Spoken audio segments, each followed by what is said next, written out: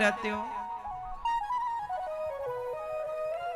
जीवन थोड़ा है, अच्छा काम करने में जाए तो नारद जी क्या करते हैं? नारद जी रोज प्रभात फेरी निकालते, नारद जी दिन भर कीर्तन करते हैं। चौथा नर नारायण, पांचवा कपिल देव जी का, छठवा दत्तात्रेय जी, सातवें यज्ञ भगवान, आठवें ऋषभदेव जी, नौवें पृथु भगवान, 10वें मत्स्य भगवान, 11वें कच्छप भगवान, 12वें धनवंतरी भगवान, 13वां अवतार मोहिनी, 14वां नरसिंह, 15वां वामन, 16वें परशुराम जी, 17वें व्यास जी, 18वें श्री राम जी, 19वें बलराम जी, 20वें श्री कृष्ण, 21वें बुद्धावतार, 22वें हरि अवतार, 23वें हंस अवतार, 24वां अवतार होगा कलयुग के अंत में संबल ग्राम में विष्णु यश नाम के ब्राह्मण के यहाँ कल्कि भगवान। बोलिए कल्कि भगवान की जय। 2400 अवतारों की जय जय श्री राधेश।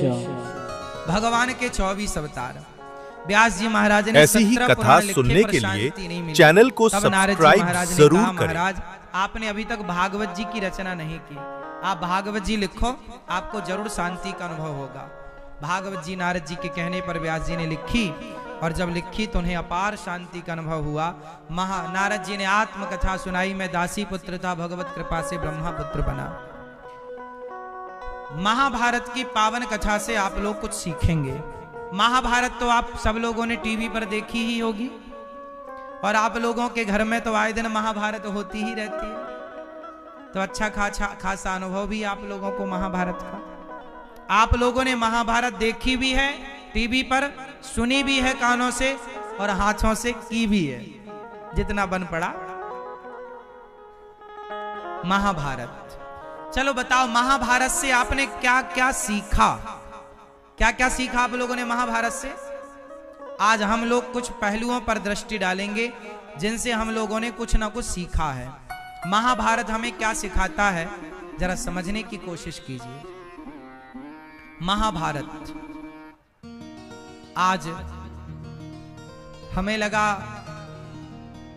कि भिंड की पावन धरती पर कथा हो रही है, तो आप लोगों ने आज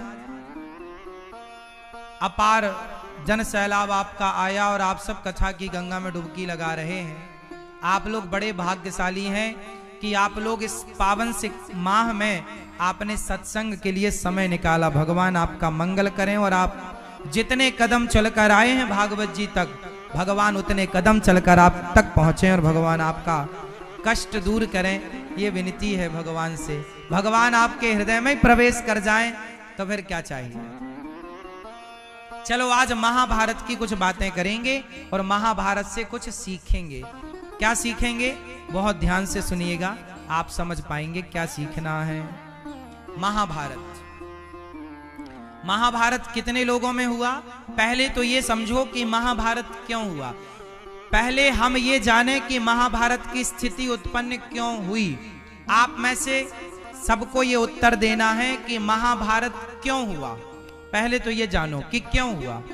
पहले भैया लोग बताएंगे कि महाभारत क्यों हुआ। भैया, ओ भैया आप बताओ महाभारत क्यों हुआ था? किसके कारण? किसके कारण महाभारत क्यों हुआ था? हाँ बिल्कुल ठीक कहा आपने। ये मैया और बताए हैं, ये मैया बताएंगी पीली साड़ी वाली मैया। मैया पीली साड़ी वाली मैया बताएंगी, ये बताओ महाभारत क्यों हुआ था मेरी माँ? जोर से नहीं बताओगी मेरी माँ? नहीं बताओगी? नहीं बताओगी मैया, लगता गुस्सा है। अब सुनो ध्यान से कि महाभारत क्यों, और ये जो कथा मैं सुनाने जा रहा हूं, इस कथा से आप अपने जीवन को सुधार सकते हैं। जीवन में हो रही गलतियों से कुछ सीख सकते हैं, और दोबारा वो गलती ना दोहराई जाए, ये अनुभव यहां से प्राप्त कीजिएगा। सुनिए महाभारत क्यों हुआ। आपके घर में भी महाभारत क्यों होता है? जिसके कारण महाभारत हुआ, उसी के कारण आप लोगों के घर में भी महाभारत होता है। भाई भाई का महाभारत, पिता पुत्र का महाभारत, जेठानी देवरानी का महाभारत, सास बहू का महाभारत, पड़ोसी पड़ोसी का महाभारत। आजकल ना रिश्तों में महाभारत ज्यादा है, अपनों के बीच में। अब ये देखते हैं कि महाभारत की जड़ क्या है। तो समझो, महाभारत इसलिए हुआ क्योंकि दुर्योधन जो था वो अपनी संपत्ति से संतुष्ट नहीं था। दुर्योधन अपनी संपत्ति से, जोर से, संतुष्ट नहीं था। उसने छल पूर्वक जुआ खेला और जुआ खेल करके पांडवों की संपत्ति हड़पनी चाहिए। हाँ या ना? पांडवों की संपत्ति जुए में उसने हड़प ली, जो कि हस्तिनापुर का राजा दुर्योधन, उनके पिता धृतराष्ट्र हस्तिनापुर के राजा थे, और पांडवों की संपत्ति इंद्रप्रस्थ, जो कि वर्तमान दिल्ली है, पांडवों की संपत्ति को दुर्योधन ने जुए में हड़प लिया। और जुआ भी गलत तरीके से खेला गया।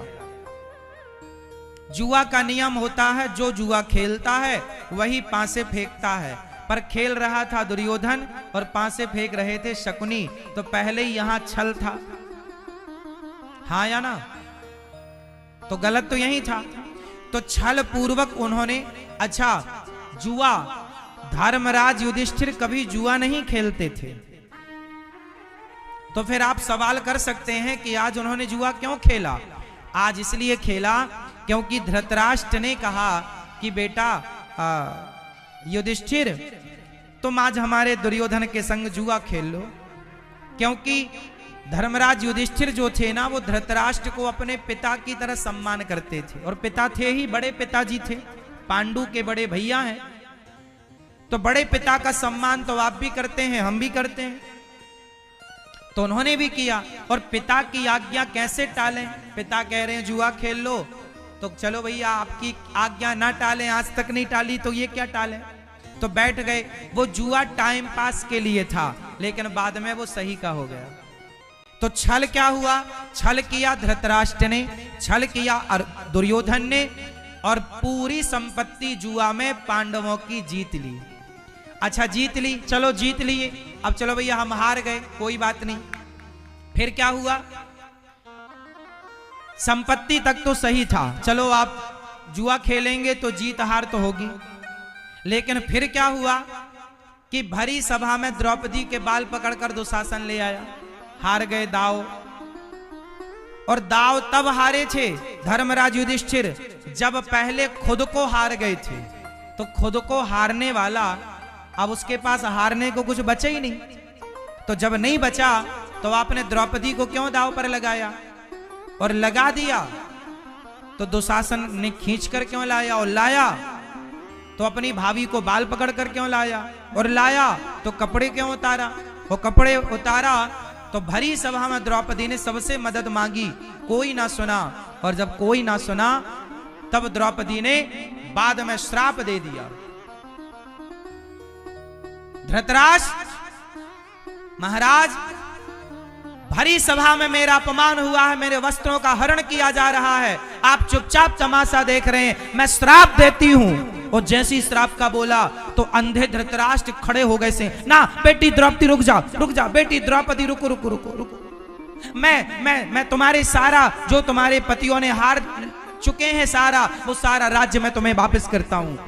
वहां धृतराष्ट्र ने कह दिया कि जो हारा है सारा वापस करता हूं। तो अब देखो, जो हारा था वो सब वापस करना पड़ा, पर दुर्योधन बोला मैं नहीं वापस करता, मैं वापस नहीं करूंगा। मैं वापस एक शर्त पर करूंगा कि पहले ये 12 वर्ष वनवास जाएं, 1 वर्ष अज्ञातवास में रहें, 1 वर्ष अज्ञातवास इन्हें कोई ना पहचाने, तब मैं इन्हें इनका धन वापस करूंगा। और यदि कोई इन्हें पहचान गया 13वें वर्ष में अज्ञातवास के दौरान, तो इनको इनकी संपत्ति छोड़कर फिर 12